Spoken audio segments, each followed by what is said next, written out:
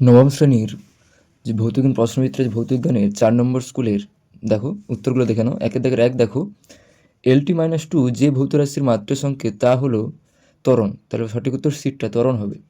সাধারণ তুলা যন্ত্র দিয়ে মাপা হয় বস্তুর ভর মাপা হয়। প্রদত্ত দৈর্ঘ্যের এককগুলির মধ্যে কোনটি ক্ষুদ্রতম? এখানে দেখো সবচেয়ে ক্ষুদ্রতম হচ্ছে ফার্মি। ঠিক আছে, সবচেয়ে ক্ষুদ্রতম একক হচ্ছে ফার্মি। পরমাণুর আধান শূন্য কণাটি কোনটি? তাহলে আধান শূন্য বা নিস্তড়িত কণা কোনটা? Neutron, option C.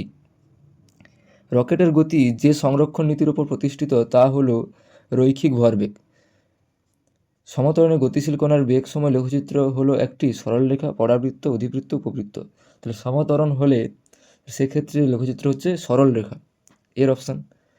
X2412 Y2311 পরমাণু দুটি হলো পরস্পরের আইসোটোপ, আইসোবার, আইসোটোন, আইসোডায়াফার।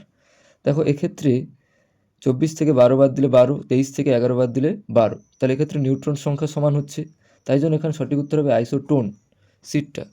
ঠিক আছে, আইসোটোন হবে, তোমরা সঠিকভাবে দাগ মারবে, এক্ষেত্রে আইসোটোন উত্তর। একটি পরমাণুর তৃতীয় কক্ষের সর্বোচ্চ ইলেকট্রন সংখ্যা কত? তাহলে তৃতীয় কক্ষ মানে কী হবে? 2 ইন্টু সূত্রটা কি n স্কোয়ার, সেখানে 2 ইন্টু তৃতীয় কক্ষ মানে 3 স্কোয়ার, তাহলে 2 ইন্টু 9 সমান কত হয়ে যাচ্ছে? 18। তাহলে অপশান বি, তৃতীয় কক্ষের সর্বোচ্চ ইলেকট্রন সংখ্যা 18।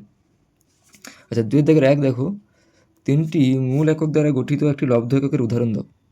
তাহলে এটা বল আছে, ঠিক আছে, ভরবেগ তোমরা লিখতে পারো বল, ভরবেগ।